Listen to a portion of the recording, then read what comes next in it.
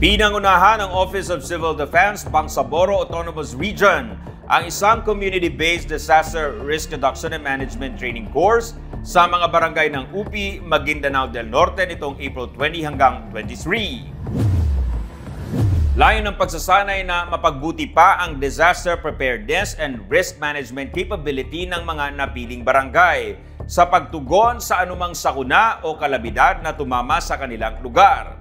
Ilan sa mga module na inihanda ng mga facilitator mula sa OCD BAR patungkol sa local risk profiling, community hazard mapping at pagbuo ng community-based early warning systems. Lumahok din sa interactive sessions, workshops, and group exercises ang mga dumalo sa pagsasanay. Nagkaroon din ng simulation ng ilang real-world disaster scenarios at sinukat ang response protocol. Ito ay upang maintindihan ang full cycle of disaster risk reduction mula sa prevention, mitigation at preparedness, response, and recovery.